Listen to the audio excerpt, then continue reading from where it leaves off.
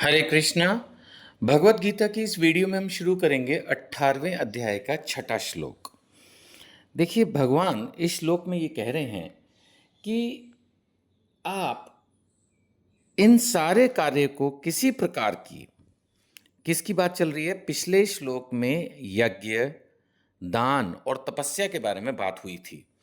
अब भगवान कह रहे हैं इन सारे कार्य को किसी प्रकार की आसक्ति या फल की आशा के बिना संपन्न करना चाहिए। यानी कि ना तो यज्ञ से, ना दान से, ना तपस्या से आपको कोई फल की आशा नहीं होनी चाहिए। दान करते वक्त आप ये ना सोचें कि भाई अब तो मैंने दान कर दिया, मुझे स्वर्ग मिल ही जाएगा या इस जीवन में बहुत उन्नति हो जाएगी। आप सेवा समझ के दान करें। कोई भी त्याग करना है, कोई भी तपस्या करनी है, सेवा भाव से करें। यज्ञ कर रहे हैं, सेवा भाव से करें। इन सारे कार्यों को भगवान कह रहे हैं किसी भी प्रकार की आसक्ति या फल की आशा के बिना संपन्न करना चाहिए। हे प्रथापुत्र, इन्हें कर्तव्य मानकर संपन्न किया जाना चाहिए, सेवा मानकर संपन्न किया जाना चाहिए। यही मेरा अंतिम मत है, कंक्लूड है, क्लियर है, नो कंफ्यूजन। एकदम क्लियर पिक्चर भगवान ने दे दी है। तो मेरे ख्याल से ये बात हम पहले भी बहुत बार पढ़ चुके हैं। वही 18वें चैप्टर में भगवान रीकन्फर्म कर रहे हैं, दोबारा से बता रहे हैं कि भाई बिना आसक्ति, बिना फल की अभिलाषा के कर्म करो। त्याग भी करना है, दान भी करना है, तपस्या भी करनी है, तो बदले में कुछ मत समझो, सेवा भाव से करो, कर्तव्य समझ के करो। यही श्रेष्ठतम है, यही श्रेष्ठतम है। 7वें श्लोक पर पहुंच रहे हैं। यहां भगवान कह रहे हैं जो भी आपके कर्तव्य हैं, निर्दिष्ट कर्तव्य, जिसका जो कर्तव्य है, व्यापारी का व्यापार करना, नेता का पॉलिटिक्स करना, प्लेयर का खेलना, सिंगर का गाना, कुछ माताएं घर में हैं उनकी सेवा करना, सबका जिसकी जो सेवाएं हैं, निर्दिष्ट कर्तव्य को कभी नहीं त्यागना चाहिए। यानी भगवत गीता तो ये नहीं कह रही कि आप अपना घर बार छोड़ के जो है वो जंगलों में या धाम यात्राओं पे चले जाओ। अर्जुन ने तो बोला ही था कि मैं भीख मांग के जीवन जी लेता हूँ। देखा जाए तो कितना था, अब यहाँ सारा खून खराबा करेगा। अभी भगवत गीता खत्म होने के बाद क्या शुरू होगा? अभी देखा जाए तो 18वां अध्याय खत्म होने के तुरंत बाद युद्ध शुरू हुआ होगा, और युद्ध शुरू होते ही अर्जुन ने क्या किया होगा? सबको गले तो लगाया ना होगा, है ना? फिर तो उसने खून खराबा शुरू कर दिया होगा। कई बार शास्त्रों के अनुसार जो कहा गया है वो करना ही सर्वश्रेष्ठ है, चाहे उसमें एज ए सैनिक उसको दूसरे लोगों को मारना था। तो यहाँ पर आप जो कर रहे हैं वो करते रहिए, उसको छोड़ना नहीं है। निर्दिष्ट कर्तव्यों को कभी नहीं त्यागना चाहिए।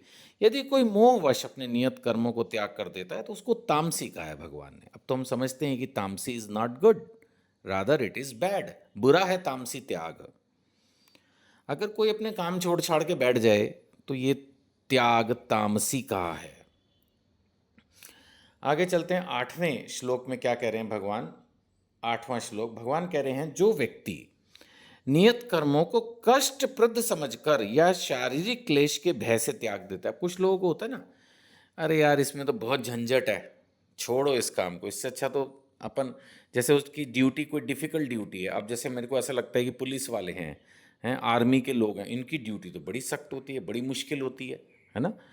अब ये लोग अगर सोच के कि भाई छोड़ो, इवन वैसे देखा जाए तो आसान तो किसी की भी नहीं है ना? अब माना शॉपकीपर है, कई बार मैं उसके बारे में भी सोचता हूँ। वो 12-12 घंटे दुकान खोलते हैं, सामान खरीदते हैं, बेचते हैं, हिसाब भी रखते हैं, है ना? और उनको कई बार जैसे वेदर ख़राब है, मौसम ख़राब है, लेकिन तब भी दुकान खुली है तो सीधी ठंडी हवा या गर्म हवा या धूल धक्कड़ सीधा उनको परेशान करती है, क्योंकि वो तो ऐसे काउंटर पे खड़े रहते हैं।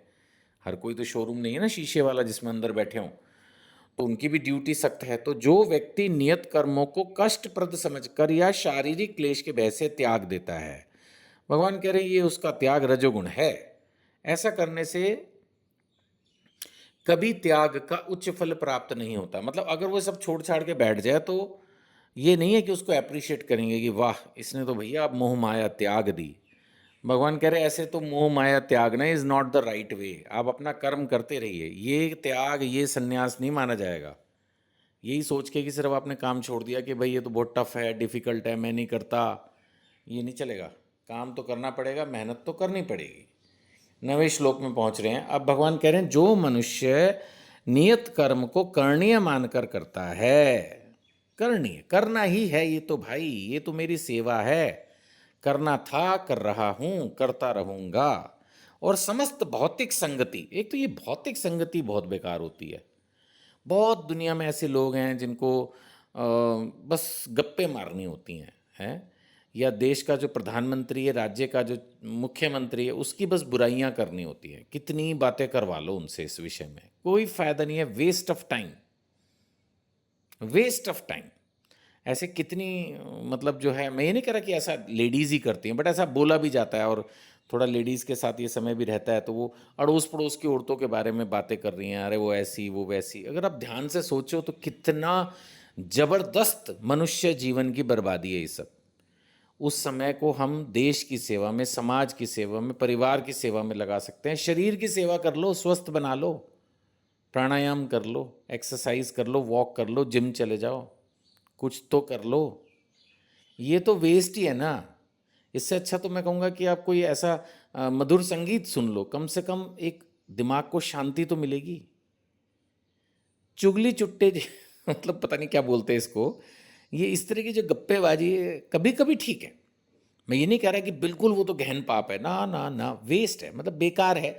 और कभी कभी वो भी अच्छा होता है महीने में, 2 महीने में कभी गए, चलो मिलके बातें बातें चले, मतलब कभी कभी अदरवाइज तो ये सब बेकार है। सो मनुष्य को चाहिए कि अपने कर्तव्य को करणीय मानकर करे और समस्त भौतिक संगति को त्याग दे, ये बेकार है। पुरुष लोगों को खासकर ये चाहिए कि जो लोग ज़्यादा नॉनवेज खाते हैं, ड्रिंक करते हैं, उनसे दोस्ती ना ही करे तो अच्छा है, कोई आफत नहीं आ रही। ऐसी दोस्ती से तो आप अकेले ही भले, कृष्ण तो है ही ना साथ, शास्त्रों का साथ तो है ही। ऐसे से बस एक फॉर्मेलिटी वाइब दोस्ती रखो, बहुत ज़्यादा ये शराबियों से और इनसे दूर ही रहो, जुआ खेलने वालों से। इसी तरह से कहते हैं जो स्त्री संगी होता है उससे भी थोड़ा संबंध दूर ही रखो। कुछ लोगों को स्त्रियों में बड़ा लगाव होता है, ऐसे लोगों से भी दूर रहो। तो ये जितने भी बुरी आदतों वाले लोग हैं, ये भौतिक संगति, इनसे दूर रहो। तो इसीलिए भगवान ने कहा समस्त भौतिक संगति इसको त्याग दो। और क्या कहा, फल की आसक्ति को त्याग दो। ये तो भगवान बार बार बार बार बार बार बार बार रिपीट करें, फल की, क्योंकि एक्चुअली फल की आसक्ति को इसलिए भी त्यागना है क्योंकि अगर आपने इस फल की आसक्ति को नहीं त्यागा तो आप दुखी बड़ी जल्दी हो जाओगे और विचलित हो जाओगे अपने मार्ग से, जो भगवान नहीं चाहते कि आपके साथ हो। तो उसका त्याग सात्विक कहलाता है। यानी सबसे बढ़िया त्याग वही है जिसमें ये 3 बातें हो। क्या? पहला, आप अपने कर्म कर रहे हो, फिर आपने त्यागा क्या? आपने त्यागी भौतिक संगति, आपने त्यागा फल की आसक्ति। अगर ये 2 चीजों का आपने त्याग किया तो ये बेस्ट त्याग है, इसको बोलेंगे सात्विक त्याग, है ना। एक श्लोक और लेंगे फिर विराम देंगे इस वीडियो को। 10th श्लोका, भगवान कह रहे हैं सतोगुण में जो स्थित बुद्धिमान त्यागी है वो ना तो अशुभ कर्म से घृणा करता है, ना शुभ कर्म में लिप्त होता है। वह कर्म के विषय में कोई संशय नहीं रखता, मतलब उसको कोई कंफ्यूजन नहीं है, कोई संशय नहीं है, उसका माइंड क्लियर है, जो नियत कर्म है वो करने हैं, इसमें क्या शुभ और क्या अशुभ इतना वो विचार करता ही नहीं। कई लोग तो ये भी सोचते हैं ना, मंगलवार को ये नहीं करना चाहिए, वीरवार को ये नहीं करना चाहिए, रविवार को ये नहीं करना चाहिए। कई तो ये भी मेरे दिमाग में भी अचानक बात आई, कुछ लोग तो ऐसे भी सोच लेते हैं, अरे जो सेवा करनी है वो करो ना, जो सेवा करनी है वो करो। अब जैसे हरि नाम जप है वो करो। एक दो लोगों ने मेरे से पूछा, हमारे घर में बर्थ हुई है तो क्या हम हरे कृष्णा मंत्र जपते रहें? जपते रहो। भगवान ना करे किसी के घर में मृत्यु हो तो क्या हरि नाम जपते रहें? जपते रहो। आज जो है वो ग्रहण है, हरि नाम जपते रहें, जपते रहो। हरि नाम जपने में हमारी जो सेवाएं हैं इनमें कोई सूतक या पता नहीं कुछ भी, जो कुछ भी इस तरह के शब्द हैं, कुछ नहीं लगता। करते रहो सेवा, जो सेवा कर रहे हो वो निरंतर करनी है। भगवत गीता तो ये कह रही है 365 दिन सेवा करनी है, रुकना ही नहीं है। दैट इज द पॉइंट,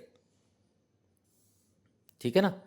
कोई संशय मत रखो, जो सेवा है उसको भगवान ने कह दिया, उसको करणीय मानकर करते रहो, बस करना है, जो सेवा है वो करनी है, दैट इज द पॉइंट।